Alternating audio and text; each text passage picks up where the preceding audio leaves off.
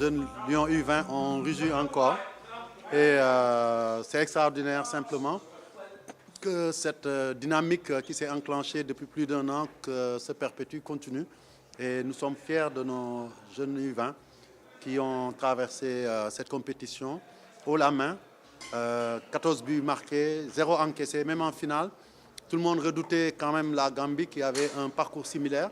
Mais je pense que sur ce match-là, on peut dire que le Sénégal, de bout en bout, a dominé son adversaire pour montrer que c'était vraiment la meilleure équipe de cette Coupe d'Afrique. Et il nous faut féliciter le coach Malick Daf qui a travaillé d'arrache-pied, a monté un groupe pour gagner cette Coupe d'Afrique-là et il l'a fait. Donc je le félicite ainsi que son staff. Je félicite les jeunes joueurs qui ont accepté de faire des sacrifices pour arriver à ce résultat. Ceux qui étaient déjà dans le championnat local, ceux qui étaient au Chan et qui sont venus les rejoindre, mais aussi ceux qui sont venus de l'extérieur, comme le capitaine Samba Diallo, Pape Demba, je citerai aussi Mamadou Lamine Camara de Berkane. Tous ces joueurs ont fait des sacrifices. Souleymane Faye, qui a été très efficace au poste d'attaquant, tous ces joueurs-là ont fait des sacrifices pour être là, pour porter encore plus haut le drapeau sénégalais, le Manko Woutindamle. Et je ne pourrais terminer sans remercier, bien entendu, les autorités, à leur tête le chef de l'État, le président Macky Sall, qui nous a accompagnés, qui a encore poussé l'équipe, qui à chaque fois, à chaque fin de match, a salué et félicité les joueurs et les a encouragés à poursuivre. Donc, je terminerai encore une fois pour dire bravo à tout le monde, bravo au 12e Gaïndé, à tous les Sénégalais qui nous suivent maintenant, qui croient en ces lions et qui prient pour eux. Et je pense que le Sénégal est en train de vraiment récupérer son investissement, de récolter les fruits de ce qu'il a semé pendant de longues années. Et il faudrait qu'on ne s'en arrête pas là, il faut que ça continue. D'autres compétitions arrivent. Même cette équipe qu'on a vue va se préparer pour la Coupe du Monde. Et je pense aussi que ce qui est le plus important, ne l'oublions pas, c'est qu'à travers ces jeunes, à travers l'équipe du Chan et peut-être bientôt les U17, les U23, on a de quoi bâtir le futur d'une sélection A qui sera un futur radieux. Quand nous arrivons à ces résultats-là, ça n'est pas le fruit du hasard.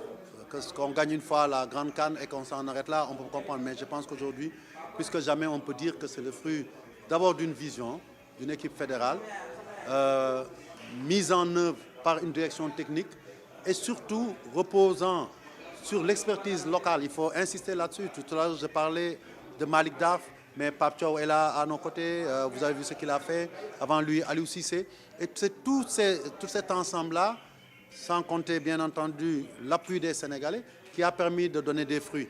Aujourd'hui, il était important, comme vous l'avez souligné, de magnifier le travail de la direction technique nationale, de magnifier le travail de nos techniciens locaux et surtout nous dire que cette voie-là que nous sommes tracés, de nous reposer sur une bonne organisation, sur une bonne vision, mais sur l'expertise locale à travers une direction technique qui abat un travail énorme.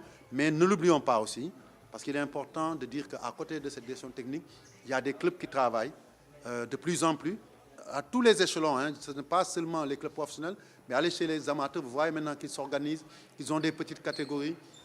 Il y a aussi, je pense, cette volonté de tout le monde de se hisser au plus haut.